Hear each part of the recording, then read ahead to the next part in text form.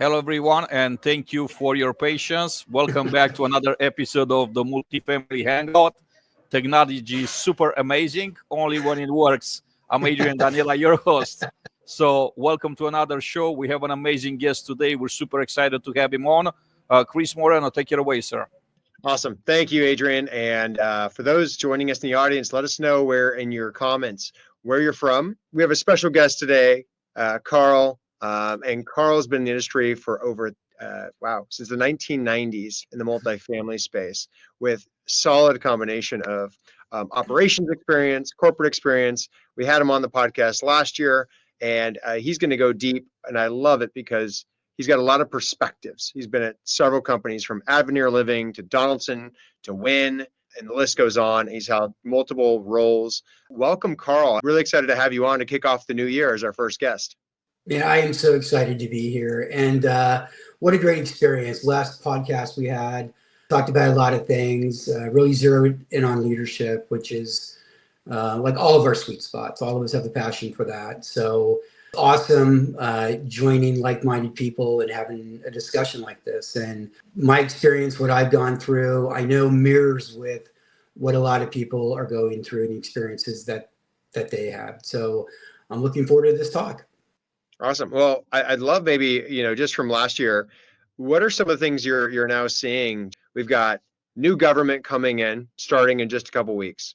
We've got a lot of changes, obviously, the holidays, and I'd love to get your thoughts about that because everyone talks about how they shut down for the holidays in most industries, probably even more so, and at least at the leadership level of multifamily sometimes, because it tends to be a quiet time. But I'd love to get your thoughts around what is at the top of your list for the new year for the industry. Are there news events? Is it the government? What do you see about interest rates? What are your kind of top thoughts? Look, I think we're just in a very interesting time, and it doesn't matter what industry you're in. It all goes back to your people, and it goes back to a mindset. And right now, we're all challenged with staffing. Finding the right staff, and then setting a culture for that team to work in the dynamic that we find ourselves in. We've all heard that the occupancies are not going to be as strong as we've experienced in the past. We have a lot of apartment management companies that are fighting against themselves when it comes to concessions and holding on to retention of people. And a lot of that is based, and you've got the fears of the people that are going through life. And we happen to be the ones in the apartment industry that are responsible for their homes.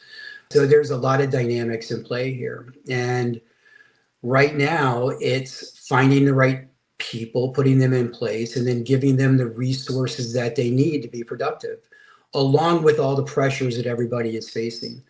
The deals aren't out there, or they're very hard to come by that makes sense to buy properties right now. So you've got investments that people are looking at.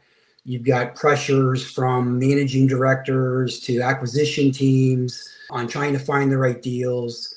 And then you've got the teams that are trying to operate these assets and then keeping their people together. So there's a lot of dynamics at play. It's a very interesting time for us.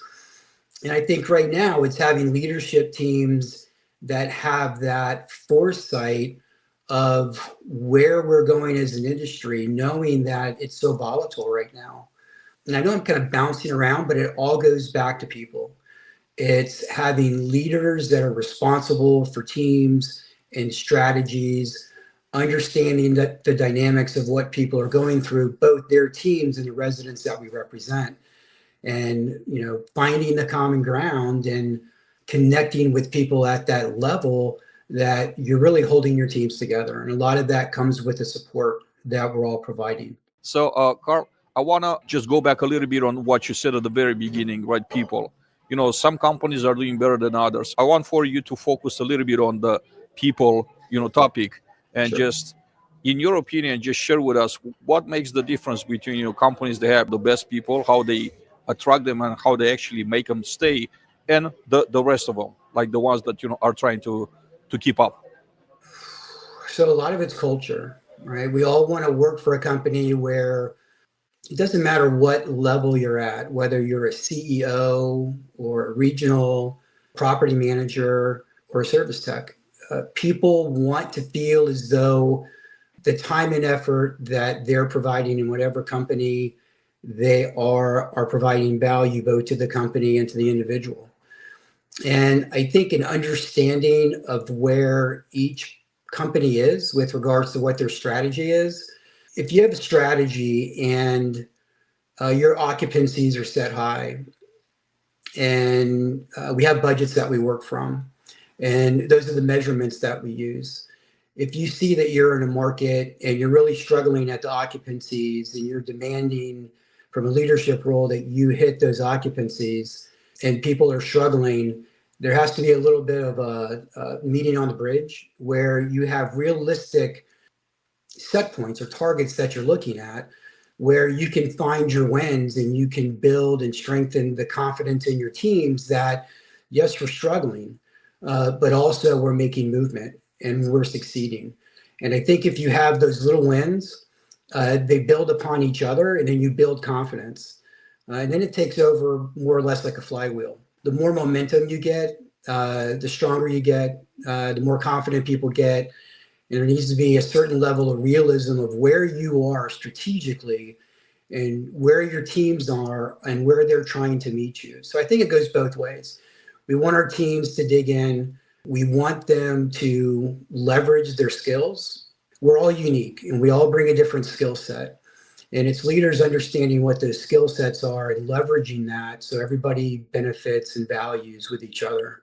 I'm curious, as you think about, as you mentioned, the culture, the team, the tools, what are, to make sure people aren't being held back and that they can perform and they do have setbacks and they're overcoming those. How do you think about getting people to open up and share when they need a tool or that they are falling behind and need education? How do you think about expressing that to your team and getting their buy-in? Well, it's listening. Look, you can listen, but if there's no action behind that listening, you're just talking in the air and it doesn't really mean a lot. And as a leader, you lose a lot of credibility when you don't act or you don't implement or you don't pivot. There's been times in my career when I've been, told that I pivot too much or I move around too much. That movement and me pivoting is listening to my teams and listening to what they're going through on the ground. And I have an ear for that because I came up the way that I did.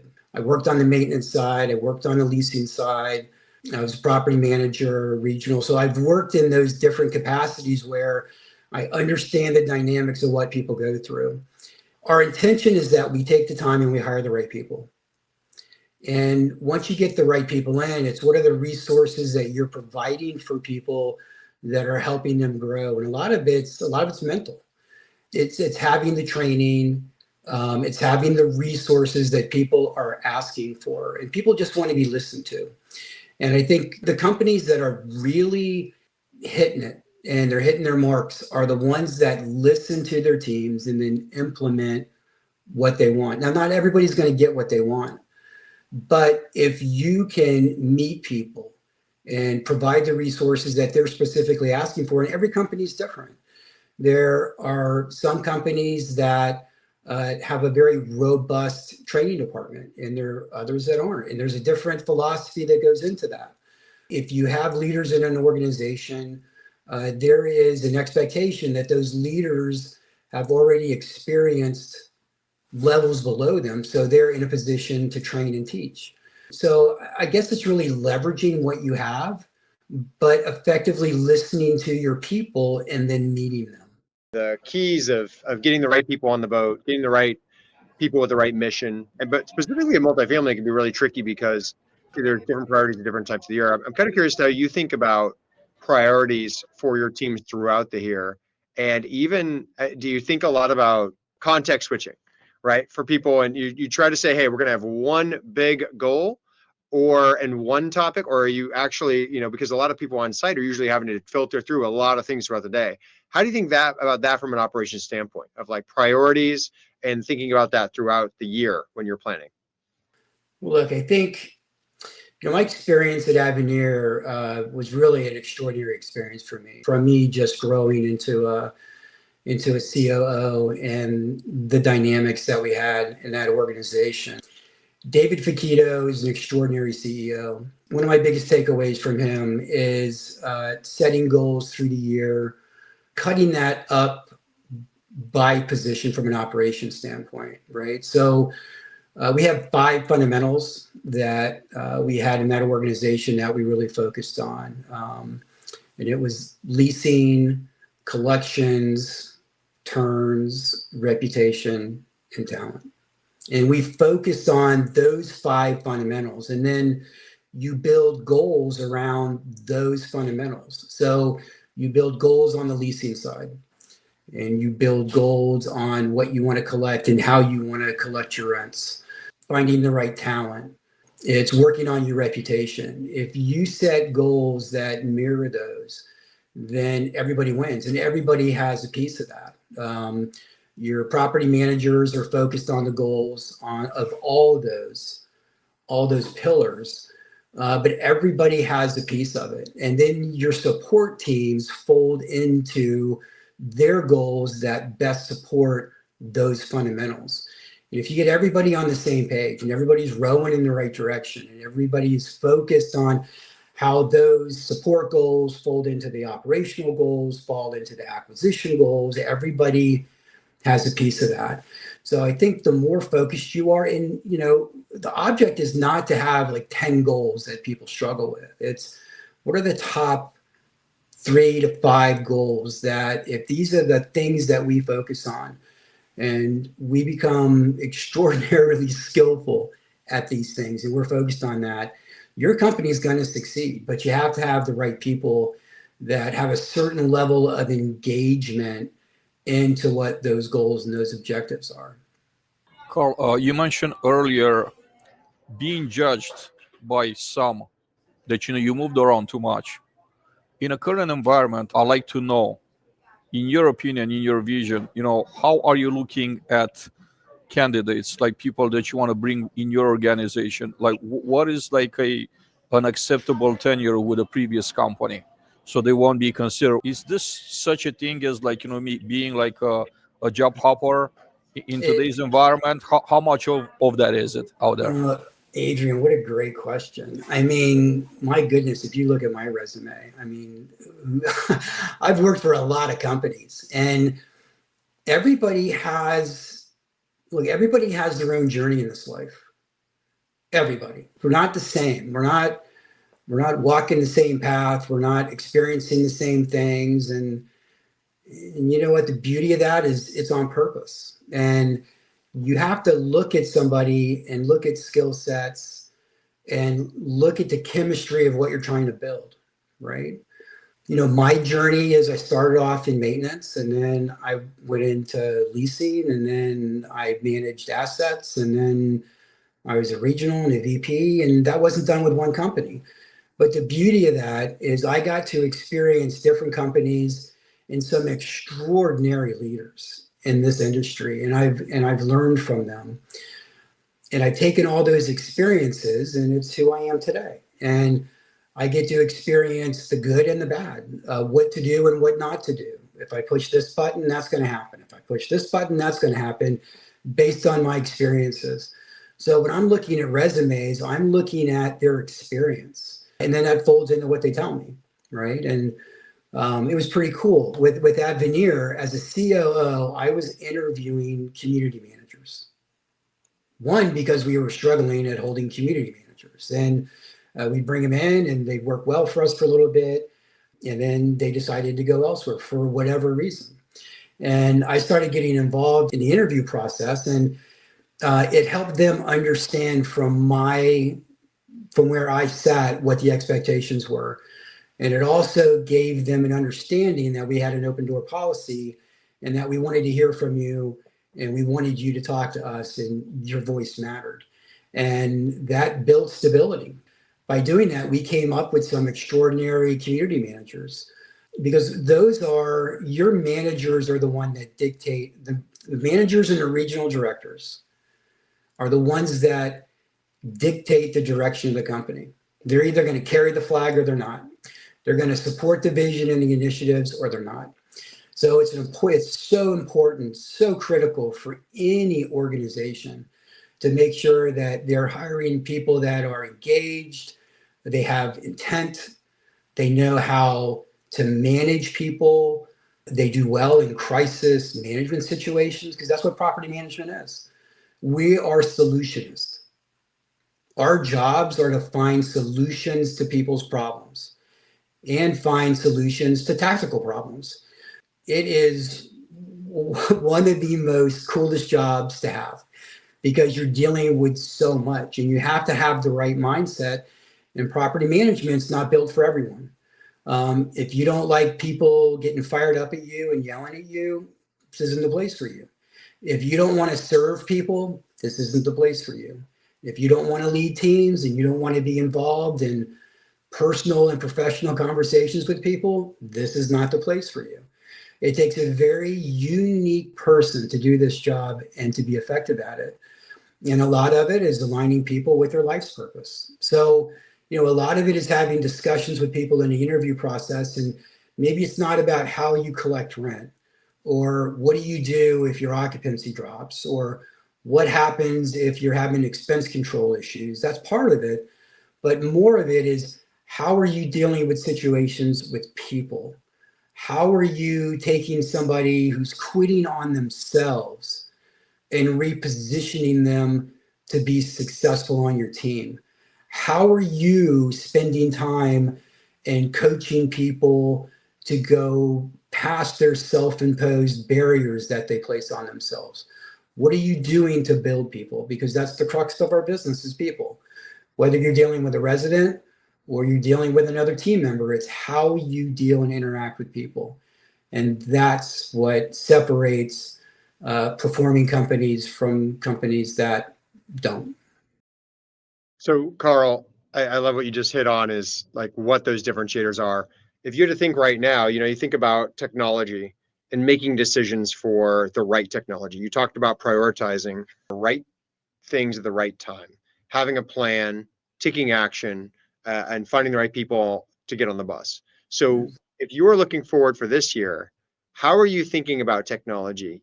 Generally as a COO or a leader, are you looking at implementing the things that maybe you piloted last year and rolling those out?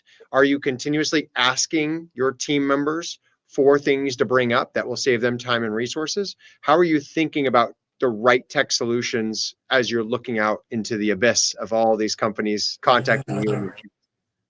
Yeah, technology is cool, but it's also can paralyze you, right? Looking at all this stuff. Look, I have the mindset of it's people first, and it's just doing the fundamentals of things. And then you're trying to compete with other companies.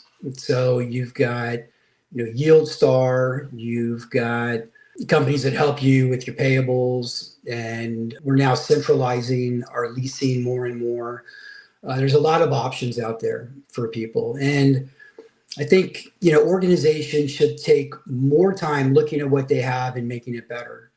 And that shiny thing that people jumped at and brought into their organization, a lot of thought and a lot of effort went into that. And now it's partnering with that company, whoever that is you're working with, to make that system the best system for you and others. But there's so many options out there right now when it comes to time. We have to act fast, right? Like your rents, you have to act fast because rents are changing so much in the market. You have to act fast. If you don't follow up on that lead, somebody else is. I think it's really just finding what fits for you as an organization and what your 3 and 5 year goals are.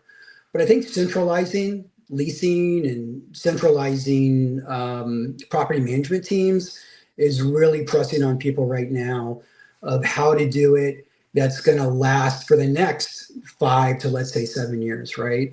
That's something you don't want to pivot on. That's something that you don't want to keep changing. You want stability in your organization. And we have so many options, and every day it changes. Every day it's something new, something that is going to add benefit. It's just finding the right things at the right time and what works best for your company, and getting it right. So it's the rollout of anything that you bring in that is the most important. Rolling it out the right way so your team embraces it, and it's not another thing that they have to work through. I'm going to take a question from the audience, from Jason. I'm gonna put it up on the screen as well. How do you go from a management position of 1 to 2,000 units to 3 to 5 or more units when the hiring manager or the recruiter wants to see 3 to 5? Advice on taking the next step? Oh, are we talking about just taking a management position, going from one position to the next? Yes, from one position to the next, but with a larger portfolio, like, 60, 70, 80%, or like 100% more than what you currently have. You have to find the right mix for you, right?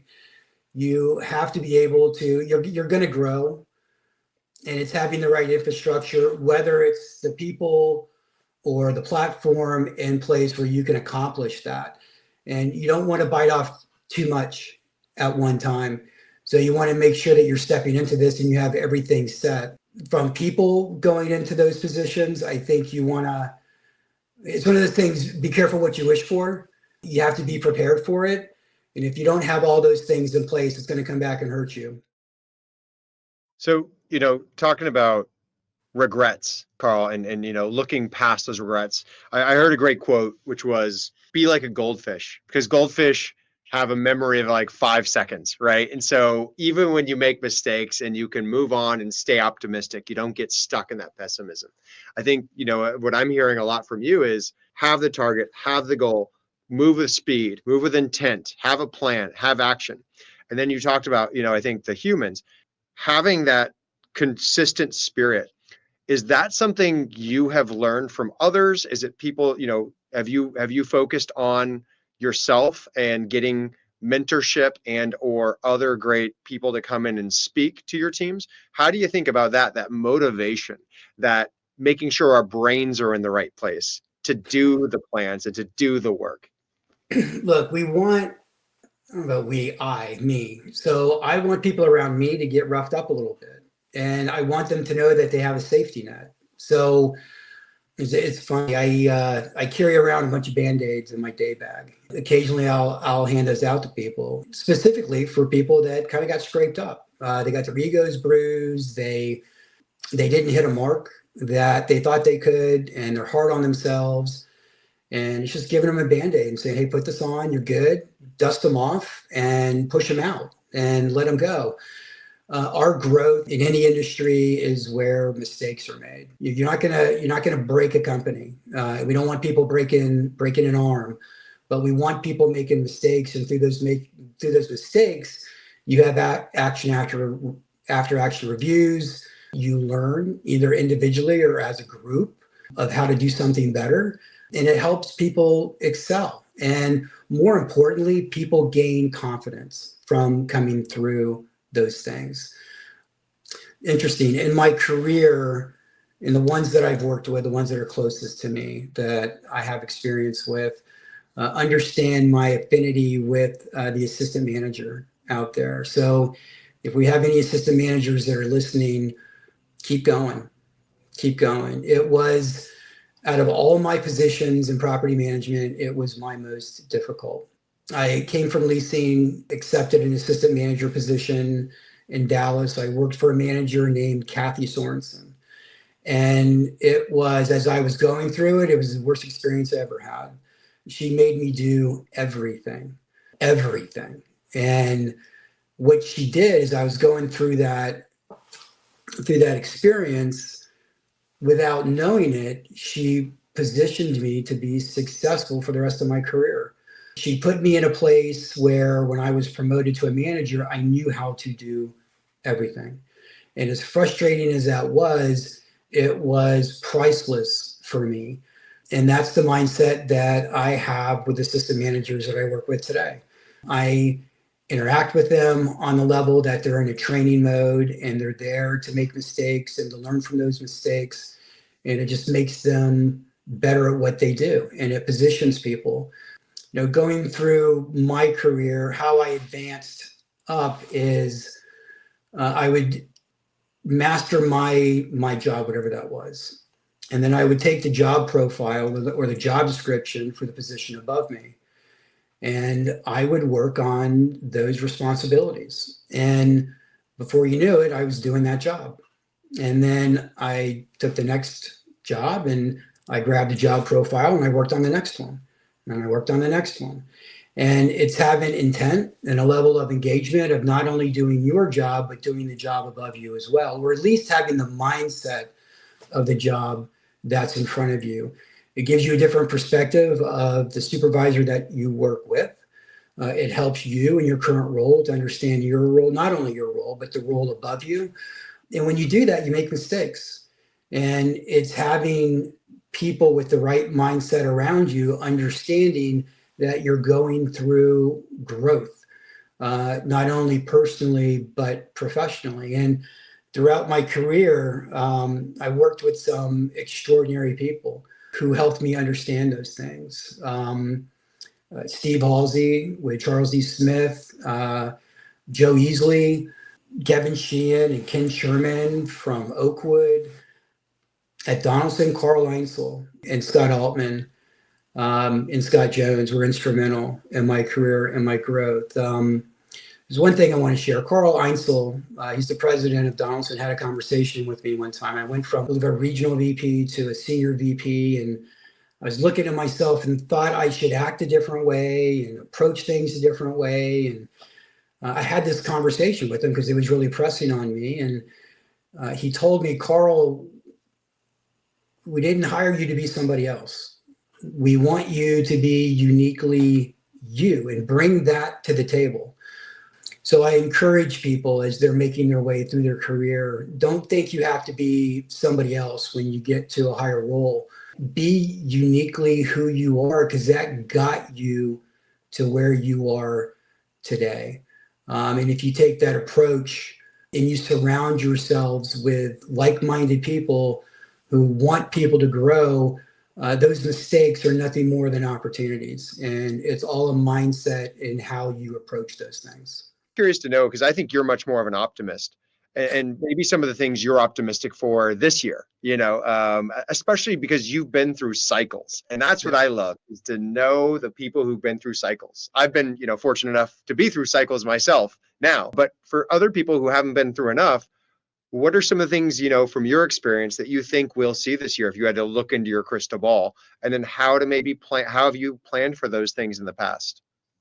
Well, if you're looking, the question is based on maybe, strategically looking at how to position yourself now. I think it's taking a realistic approach of where your results need to be. And then making sure that your teams fully understand where you as an organization want to be and where to go.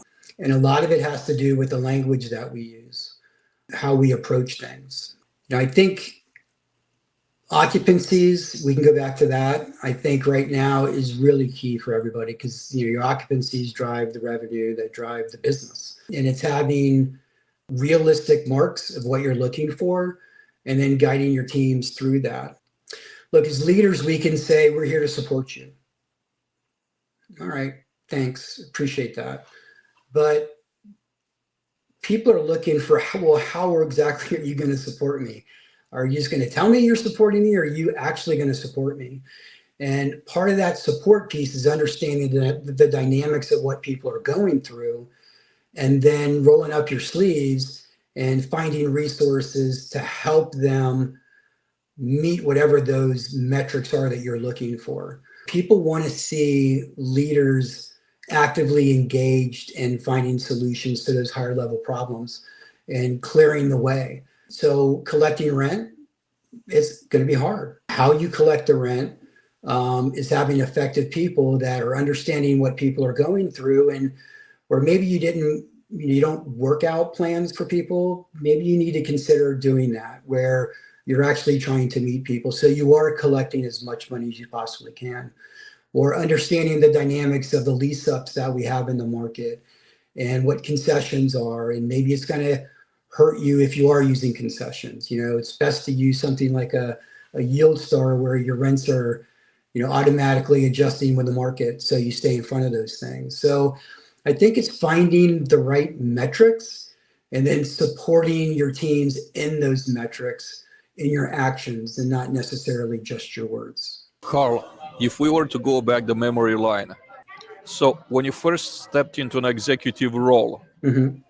you probably had an idea what would be like to be an executive. I want to ask you, what were the things that you thought were a certain way and you learn, by doing it, that were actually different when you are in an executive role? Oh my gosh. All right. For our managers and regionals, and I think it's for the newer regionals out there, the hardest thing is when you have to let go and trust other people to do their jobs. And I think that's the hardest part of moving into those higher level executive roles. As a manager, you're doing the work, you're actually calling the shots, your efforts directly impact what's happening.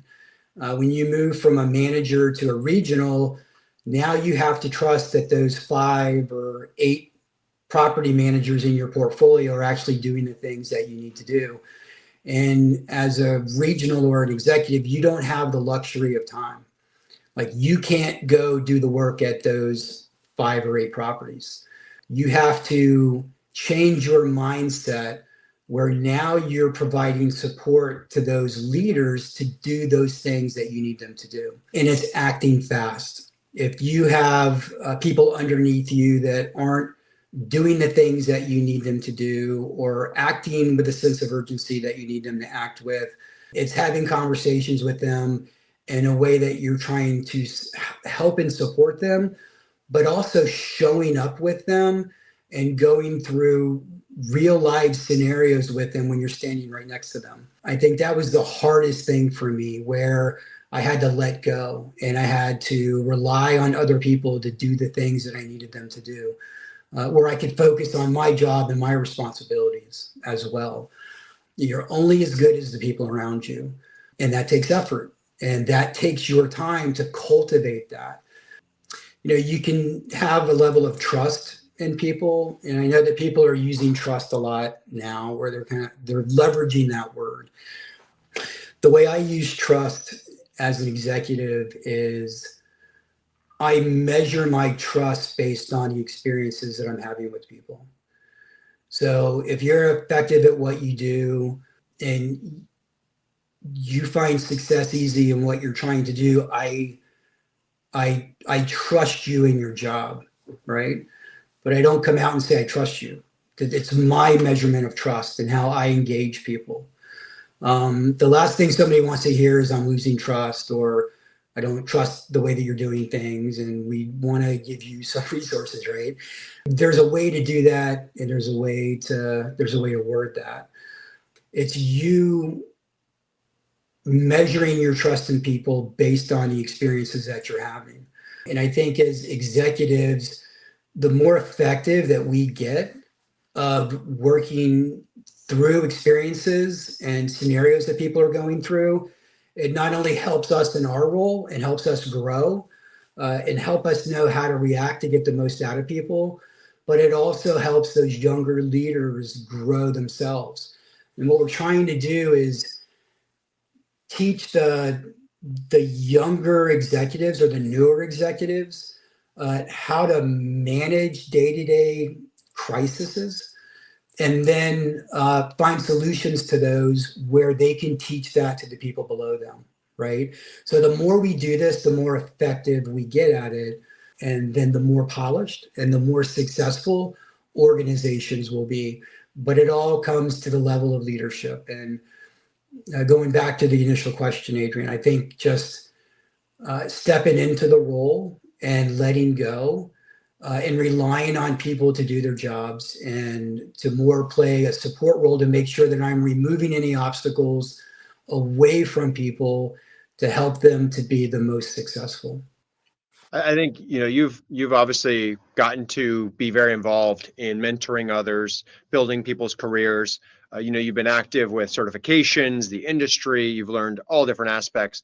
What are some of the things that you had to prioritize looking back? Because everything's linear looking back, right? As a Monday morning quarterback, What are some of the things people can do, Carl, to level up in their personal investments? So if they're investing in going to a conference, if they're investing in learning from others, if they're investing in assisting others, or if they're investing in taking courses, what would be the thing you think people should level up for their own careers? I think first it's knowing what your objectives are, knowing where you want to get to, and then building that roadmap. And we have all these designations out there. You got your CAM, you got your CPM, and the designations are countless, depending on whether you're tax credit or military housing or just the conventional side. There's so many options out there. And what you're just trying to do is build your experience. And I think what these designations give you is just the opportunity to network with other people. A lot of the wins are learning from people who have gone through getting messy and finding solutions to problems and kind of minimizing the effort that it takes to find a solution to a problem. And a lot of that is done through networking. So, whether you're going through HCCP or, like I said, a military housing class or going through your CPM, it's networking with people and going to conferences. And it's really putting the effort into going into the conferences. So before you go to a conference, see who's attending, make it a point to connect with that person, and then have an agenda of what you want to talk about. And, a conference is great where you get to go meet and hug on people you haven't seen for years and, reignite maybe some relationships that you haven't had in a while with people. But it's really digging in and asking questions because you've got industry experts at these conferences. But it's leveraging the time and really going in there with your own agenda of having some answers to your questions. Carl, it's been amazing having you with us today. Well, first of all, thank you. And I want to give you the opportunity to share some final thoughts with us and the audience. Be intentful. You want to be intentional in how you approach your career. Have a level of engagement that people can see and understand what people are going through where you walk in their shoes. If you're a manager, walk in your service manager's shoes and understand what they're going through and then try to meet them. If you're a regional manager, a regional director, understand what your managers are going through and try to meet them. And always look for your opportunities to provide value to what the people around you are trying to accomplish, and listen and be empathetic to the people around you. We all have our focuses, we all have our agendas, we all have our responsibilities, and we're all trying to get through those. But at the same time, we're trying to help the people around us. So understand your people and what they're going through and do your very best to add value to them. Lots of nuggets out here, Carl. Thanks again for being with us. Chris, any final thoughts? No, that's awesome. I love it, Carl. Always catching up. Obviously we've got NMHC coming up at the end of the month. Anywhere we're going to see you? And number two, I wanted to ask, do you have a favorite book or a favorite podcast you want to leave us with, or something that you level up with, like your secret weapon? Well, I think, I'm going to put a little plug out here. I joined a new group. Tara Samuels has the Multifamily Mentor Matchmaker group. I want to encourage people, if you are looking to coach or be a mentor or be mentored by somebody, this is a great group. I'm just getting involved with it now. No matter what level you're at, you need somebody there working with you and giving you a different perspective. So I encourage people to dig in to people around them. And this is a great opportunity for people. Yeah, Tara is amazing. So Adrian and I have been fortunate enough to meet through that group and hang out with a lot of people in that group. So that's definitely a great shout out. Thank you, Carl. All right, guys. Shout out to Tara. Thanks again, Carl, for being with us. I want to thank our sponsors from Gatewise for making this broadcast possible. And if you're in the market for access control solutions, our friends from Gatewise could help with that. Please give them a shout. Thank you all for watching us this afternoon, for joining us. Have an amazing rest of the day, and we will see you next Thursday with another great guest. Take care. Bye.